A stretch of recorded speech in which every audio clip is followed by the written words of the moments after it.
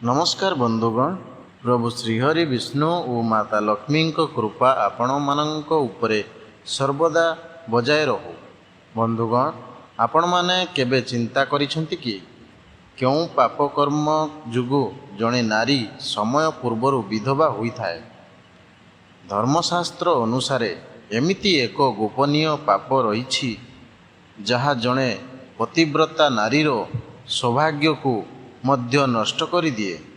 यह सहित स्त्री शरीरर केउं अंगरू जना पड़े जे से वैधव्यर दुख भोगिबे। आजिर एई वीडियो रे आमे पुराण वर्णित एक अत्यंत चमत्कार तथा ज्ञानवर्धक कथा विषय रे जानिबा, जहाँ स्वयं भगवान विष्णु माता लक्ष्मी को कहिथिले। एही कथा को अधा शुणिबा पाप मना जाए, तेणु वीडियोटी को शेष पर्यंत निश्चय देखंतु। आसंतु आरंभ करिबा। दिनकर कथा। क्षीर समुद्र रे शेषनाग शय्यारे प्रभु विष्णु और माता लक्ष्मी विराजमान करथिले। सेतिकी बेले माता लक्ष्मी को मनरे एक जिज्ञासा सृष्टि हैला। से प्रभु को पचारिले, हे प्रभु, क्यों कारणरू जड़े नारी समय पूर्वर विधवा होई थाए? स्त्री शरीर रे यार की संकेत मिली थाए? माता लक्ष्मी को प्रश्न शुणी भगवान विष्णु हसिले एवं कहिले, हे देवी, तुम्हें मानव कल्याण पाई बहुत सुंदर प्रश्न करिछ। यह सत्य जे नारीर पूर्वजन्मर कर्म एवं किछि विशेष पाप जुगु ताकू एई दुख भोगिबा को पड़ी थाए। यह को भल भावरे बुझिबा पाई मु तुमको एक कथा सुनाउछि, मन ध्यान देई सुनो। प्रभु कहिले, मध्य देश रे एक अत्यंत धनी सेठ रहुथिले। तांकर गोटिए पुत्र और तीनोटी कन्या थिले। सेठी निजर सबु झियो मानंकु बहुत भल एवं धनी घरे विवाह कराई थिले, किंतु तांकर गोटिए कन्या जहार नाम सुकन्या थिला, विवाहर किछि वर्ष परे ही से विधवा होई गला। सुकन्या देखिबाकू अत्यंत सुंदर, गुणवती और पतिव्रता थिला, तथापि ताकू एही दुख भोगिबाकू पड़िला। यार कारण थिला तार पूर्वजन्मर कर्म। प्रभु विष्णु कहिले, हे लक्ष्मी, सुकन्या पूर्वजन्म जड़े राजप्रिय ब्राह्मणों घरे जन्मग्रहण करिथिला एवं तार नाम थिला कलावती। धन संपत्ति जुगु कलावती अत्यंत अहंकारी होई जाइथिला। से निज सौंदर्य को नहीं गर्व करुथिला। जेतेबेले से युवती थिले हेला, तार पिता एक शर्त रखिले जे जीए कलावती को विवाह करिबो से घर जुआई हुई रहिबो। कलावती निज अहंकार जुगु अनेक ज्ञानी और विद्वान ब्राह्मण मानंकु अपमानित करी घरु बाहर करी देई थिला। दिने जणे अत्यंत सुंदर भिक्षुक ब्राह्मण सेमानंक द्वार को आसिले। कलावती तांको रूपरे मोहित हुई तांको विवाह कला।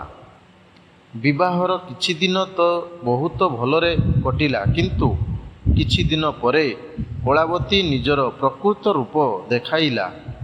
से निज स्वामी को जड़े चाकर भली व्यवहार कला।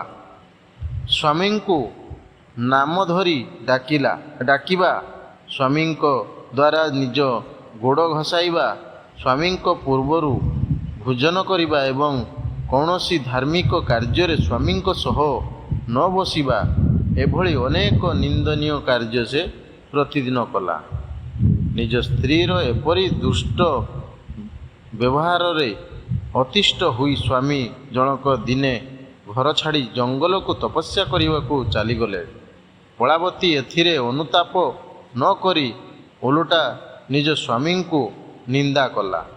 किंतु किछि दिन परे कलावतीर पिता राजप्रसाद रे ଚୋରି କରୁଥିବା ବେଳେ ଧରା ପଡ଼ିଲେ ଏବଂ ରାଜା ତାଙ୍କର ସମସ୍ତ ସମ୍ପତ୍ତି ଜବତ କରି କାରାଗାରରେ ବନ୍ଦୀ କଲେ। କଳାବତୀ ଏବଂ ତାର ମା ଦରିଦ୍ର ହୋଇଗଲେ ଏବଂ ଅନ୍ୟ ଘରେ କାମ କରିବାକୁ ବାଧ୍ୟ ହେଲେ।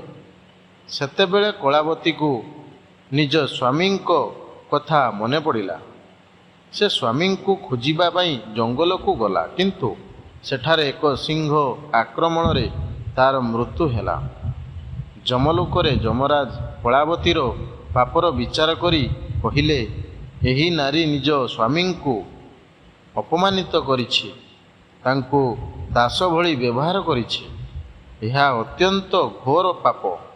ଅନେକ ବର୍ଷ ନର୍କ ଭୋଗିବା ପରେ ସେହି ପାପର ପ୍ରାୟଶ୍ଚିତ ସ୍ୱରୂପ ଏହି ଜନ୍ମରେ ସେ ସୁକନ୍ୟା ଭାବରେ ଜନ୍ମ ନେଇଥିଲା ଏବଂ ପୂର୍ବ ଜନ୍ମର ପାପ ଯୋଗୁଁ ହିଁ ସେ ସମୟ ପୂର୍ବରୁ ବିଧବା ହେଲା। ଏହାପରେ ଭଗବାନ ବିଷ୍ଣୁ ମାତା ଲକ୍ଷ୍ମୀଙ୍କୁ ସ୍ତ୍ରୀ ଶରୀରର କିଛି ଲକ୍ଷଣ ବିଷୟରେ କହିଲେ, ଯାହା ବୈଧବ୍ୟର ସଂକେତ ଦେଇଥାଏ। ପାଦର ଗଠନ। ଯଦି କୌଣସି ସ୍ତ୍ରୀର ପାଦର ବୁଢ଼ା ଆଙ୍ଗୁଠି ବହୁତ ବଡ଼ ଓ ଆଗପଟୁ ଗୋଲ ଆକାରର ହୋଇଥାଏ, ନଖ ଗୁଡ଼ିକ ବେଙ୍ଗା ଟେଙ୍ଗା ହୋଇଥାଏ ଏବଂ ଆଙ୍ଗୁଠି ଉପରେ ଶିରା ବା ନାଡ଼ି ଦେଖାଯାଏ, ତେବେ ସେହି ସ୍ତ୍ରୀର ବିଧବା ହେବାର ଯୁଗ ବୋଲି ଶାସ୍ତ୍ରରେ କୁହାଯାଇଛି। ଗୋଡ଼ର ଆଙ୍ଗୁଠି। ଯଦି ପାଦର ମଝି ଆଙ୍ଗୁଠି ମିଡିଲ୍ ଫିଙ୍ଗର ଅନ୍ୟ ଆଙ୍ଗୁଠି ଅପେକ୍ଷା ଅଧିକ ଲମ୍ବା ହୋଇଥାଏ, ତେବେ ତାହା ଶୁଭ ମନାଯାଏ ନାହିଁ। ଚାଲିବାର ଶୈଳୀ। ଯେଉଁ ନାରୀ ଚାଲିବା ସମୟରେ ପାଦକୁ କାଚି କାଚି ବା ଶବ୍ଦ ଧମ୍ ଧମ୍ କରି ଚାଲିଥାଏ, ସେ ନିଜ ପରିବାର ଓ ସ୍ୱାମୀଙ୍କ ପାଇଁ ଅଶୁଭ ବୋଲି ଧରାଯାଏ। ମୁଖ୍ୟ ପାପ। ଯେଉଁ ସ୍ତ୍ରୀ ନିଜ ସ୍ୱାମୀଙ୍କୁ ସଦାସର୍ବଦା ଅପମାନିତ କରେ, ସ୍ୱାମୀଙ୍କ ନାମ ଧରି ଡାକେ ଏବଂ ସ୍ୱାମୀଙ୍କ ସେବା ନ କରି ଅହଙ୍କାର କରେ, ସେ ନିଶ୍ଚିତ ଭାବେ ବୈଧବ୍ୟ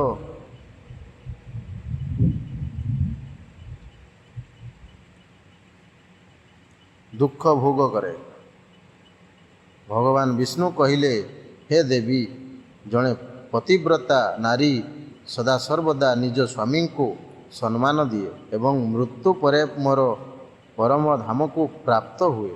ବନ୍ଧୁଗଣ, ଆଶା କରୁଛୁ ଭଗବାନ ବିଷ୍ଣୁଙ୍କ ଦ୍ୱାରା କଥିତ ଏହି ଜ୍ଞାନପୂର୍ଣ୍ଣ କଥାଟି ଆପଣମାନଙ୍କୁ ଭଲ ଲାଗିଥିବ। ଯଦି ଭିଡ଼ିଓଟି ପସନ୍ଦ ଆସିଛି ତେବେ ଏହାକୁ ଲାଇକ୍ ନିଶ୍ଚୟ କରନ୍ତୁ ଏବଂ କମେଣ୍ଟ ବକ୍ସରେ ଜୟ ଶ୍ରୀ ହରି ବିଷ୍ଣୁ କିମ୍ବା ଜୟ ମାତା ଲକ୍ଷ୍ମୀ ଲେଖିବାକୁ ଭୁଲନ୍ତୁ ନାହିଁ। ଏମିତି ଧାର୍ମିକ ଭିଡ଼ିଓ ଦେଖିବା ପାଇଁ ଆମ ଚ୍ୟାନେଲକୁ ଏବେ ହିଁ ସବସ୍କ୍ରାଇବ୍ କରନ୍ତୁ। ଆପଣମାନଙ୍କୁ ଅନେକ ଅନେକ ଧନ୍ୟବାଦ।